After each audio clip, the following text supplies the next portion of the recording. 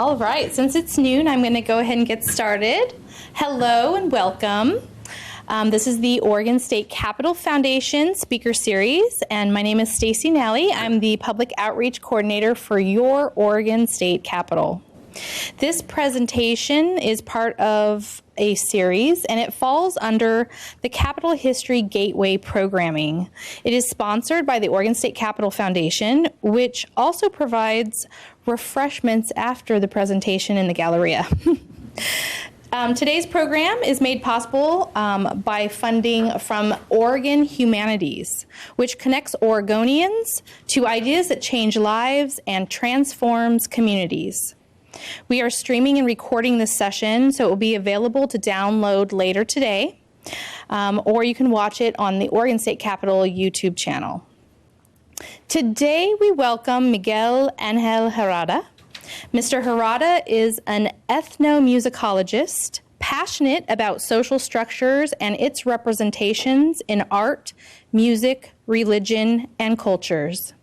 He serves as the Health, Equity, and Diversity Strategist for Pacificsource and is also a multi-instrumentalist who specializes in flamenco and Middle Eastern music.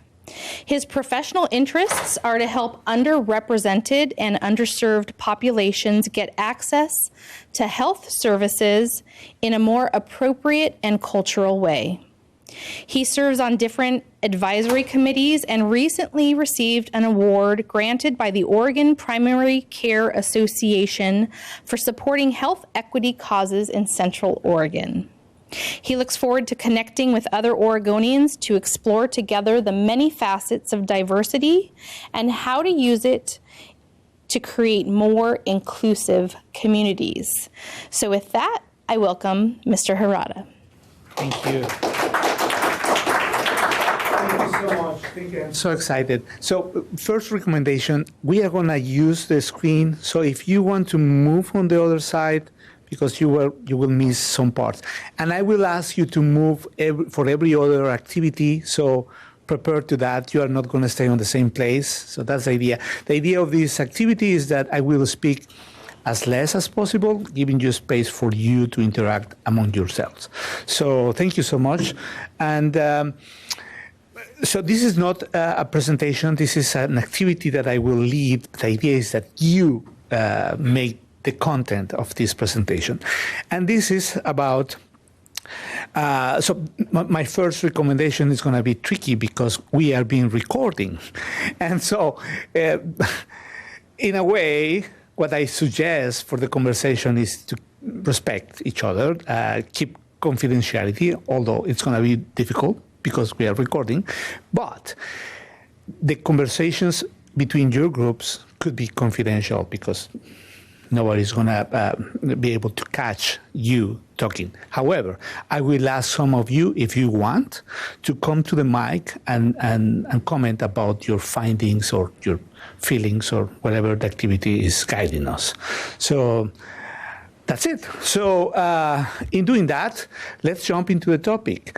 The topic is diversity. And there are many challenges about diversity. We are just going to reach the very point of this topic. We are not going to jump into inclusion or equity that are much more complex topics. We are just going to stay on the topic of diversity.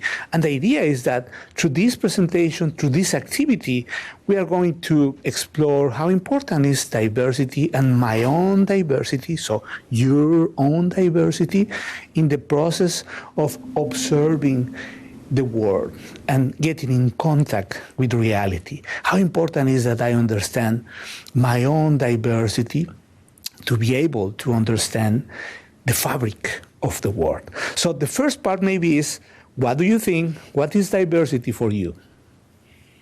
So shoot. Cultures. Cultures. So culture, one concept of diversity. Differences. Diversity is differences. Yes, differences in what? You said culture. What else? Language. Economics. Economics, very important, right? That makes a big difference, yes. And that shapes the way we understand the world. What else? Diversity in diversity in physical ability. Physical ability. Thank you for bringing that. Sometimes we don't put that at the very beginning. We usually just talk about racial or linguistic diversity, but not all the other ones. Right. What else? Mental wellness. Yes, mental wellness. Mental wellness. Religious. Religious. Yes. Age.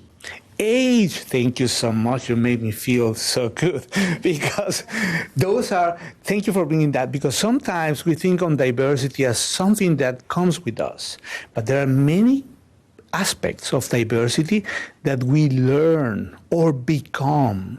Age is one of them. So when I was younger, well, I was younger. And then in a few years, I will be able to have discounts on the movies or on the transportation. So this is another kind of diversity. And with these transitions in my life, if I'm lucky, they comes a different way to understand things. So yes, thank you. Age. What else? Gender. Gender, or not just gender, but election of the gender, right? So yes. What else? So you see, there are many aspects of what diversity means. Thinking styles is another one that we use a lot in our corporations, or that, people that has this way or that way to approach problems. Obviously, language, ethnicity, religion, but also the experience, the skills, the physical abilities, the sexual orientation, the economics you point. So there are many aspects of diversity. And to begin with this introduction, what I will share with you is one musical piece. Obviously, I need to use music, right? One musical piece 3 different times. And we will explore with that musical piece how important it is to see and understand diversity to get further into the understanding of this piece. So let's hear the first one. So the 3 examples? The 3 examples is the same, exactly the same piece. It's a piece from Bach, the Air on G string.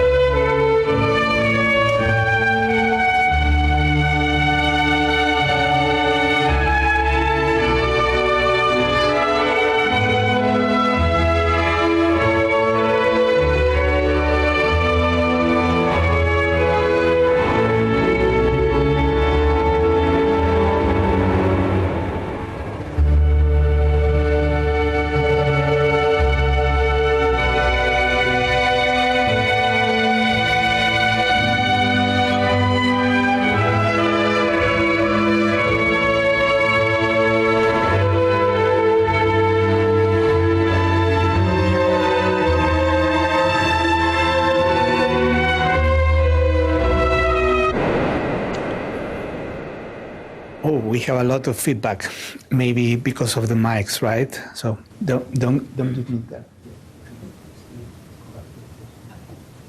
So comments? Yes. So I've heard that piece at weddings, funerals, horror movies. It's very popular. I never knew what the name of it was.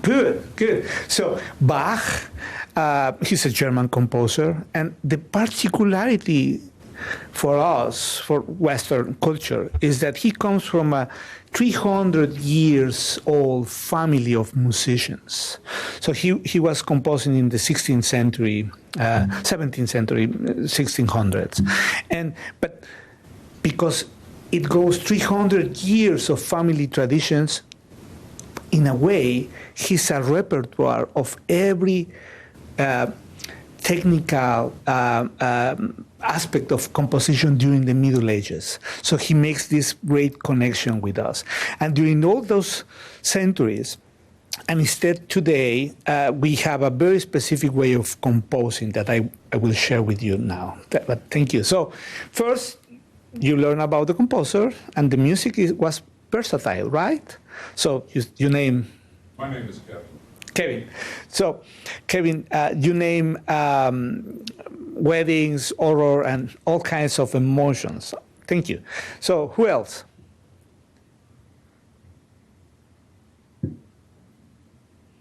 Wherever it comes to you.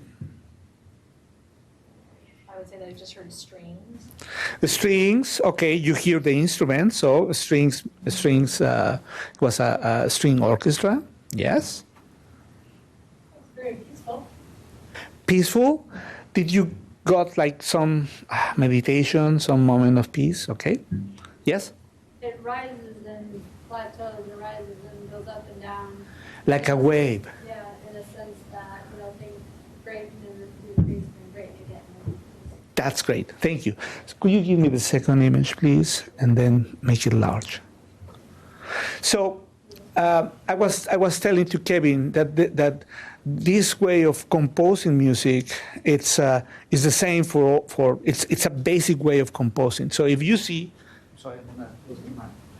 If you see the image, remember this is the same piece. You have two different representations. A computer there, like representing the duration of the notes. And here is the real way to write the music. So at the base, Bach give us something that is a walking bass. We call that a walking bass. In fact, in that time, Bach never chose what instrument or whatever. He never knew what instrument was available. So it was a keyboard or an organ or a bass or a flute or whatever. Whatever its bass, it is really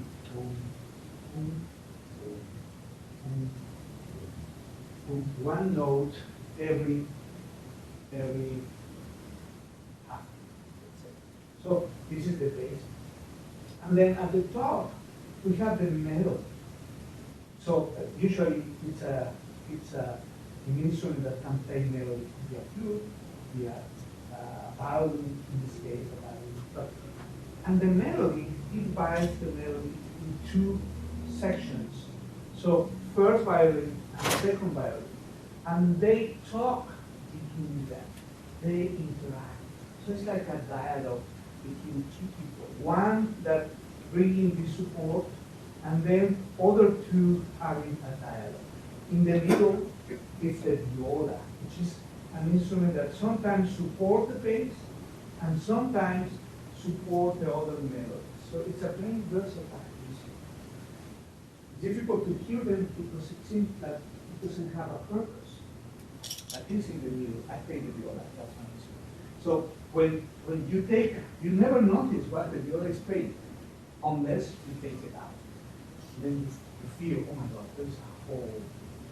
So let's hear this version. So try to follow and see.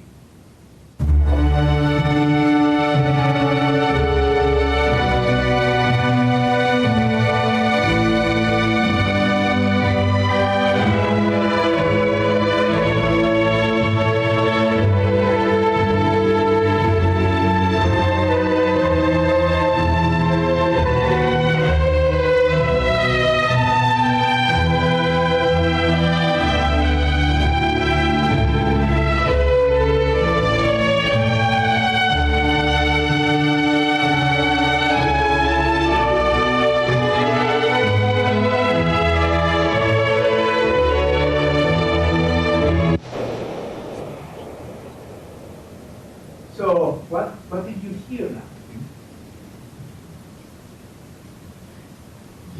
Did you hear the bass now? Okay. So did you hear different than the first time? What was the difference? And you showing, but a lot of it was understanding the different instruments. Yes.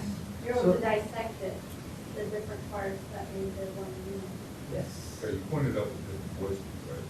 So, and then this is you shown Yes. or is playing. Yes. So now we are going to hear again the same pattern. And this is the usual position when we attend a concert. It's always the same. So to the left, we have the first violin. So 1 and 2, first violin. Here we have second violins, 2 violins, 1 and 2. Here in the middle is the viola, that fantastic instrument. And here on the other part, we have everybody else playing the bass. So she's playing just the bass. The same with the lute or the cello and the contrabass. They are all of them. They are playing all that support part. By the way, just for your general knowledge, usually composers in that period they don't use all the they don't need to write all the notes. Sometimes they use a code of numbers, so that you as an instrumentalist you need to feel that chords according to like the jazz musician. So in a way, it's never the same composition. So it's very nice. So let's hear that now with understanding about these different voices and try to see if you catch what is happening here.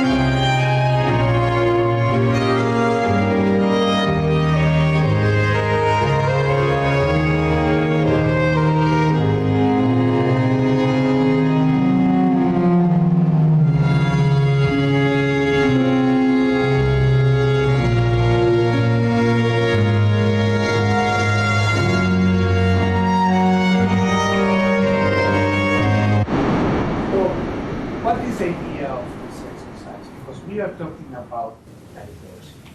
That's the focus of the activity. So what happens? What different instruments activity? Different instruments activity. What else? There's cooperation. Cooperation. That's another thing. What else? Each one has a specific part to play. Each one has a specific part of play, and sometimes it's tricky to understand the role, or it's not very evident, right? But it's there. What else? And took the community to make one piece. Yeah, that's a great idea also. So when we can see each other being in the different roles, but it's part of a big community, right? Yes. What else? There's some, like the first parts are more the like stronger voice or kind of carrying the excitement, where you have some that are kind of the consistent glue that you don't notice as much but are important and really relevant. I like that also too. Yeah, there is one bass that supports, and sometimes you have this dialogue between the other voices, but that role supporting is not that evident sometimes. Yes, thank you. Something else? Okay, so let's jump into our conversations. And this is the idea. So what we are going to explore is we are going to try to do the same in our lives and our experiences. So, and the activity I prepared for you today is around food, but you can also use other examples. So if I want to, the first one is about, you need to guess where I come from, just regarding the food examples that I put. So this is food from my place. Where do I come from? What is that? Tamale. Tamales. Okay. Where do I come from? Yeah. Mexico. Oh, there are tamales everywhere in America. I'm just guessing. Yeah. Guatemala. Guatemala. That could be Mexico, Guatemala. Where else? Let me give you another one. El Salvador. Okay, that looks like what? Like a pupusa. Okay, well, no, it's not a pupusa. So let me give you another one. Mole. Sounds like Puebla. Yeah, it's on the name, mole poblano. So yes, I come from Mexico, from a place named Puebla, where this dish is very typical from there. So we are going to do the same. We are going to do the same. So mole con frijoles y arroz, delicioso. I can share a lot of stories around this food. This is a very elaborate dish that takes a lot of time. It happens that I saw my mom and my grandma preparing that from the very beginning, which is a very elaborate. Now you can go to the store and buy it. They prepare already, but it has many things, and that's what I'm gonna use to this exercise to talk about. So please now, move around, make some groups. We cannot move the chairs, but we can. So please leave your friends and try to find a different group. Like you are 3 people there. So groups maybe of 3 or 4 people maximum. Because the idea is that you will write on the little post-it the name of a dish that you love and identify with. So if you don't have this special dish in your family or your region or your city, you can use maybe music or traditions or any other thing that is significant to you. So, and then you introduce yourself to your group. So sit together in a way that you can have that. So, and between you will try to guess where do you come from, or what region in the country, or the state, or the continent. Okay? So that's the beginning of our conversation. So get in groups.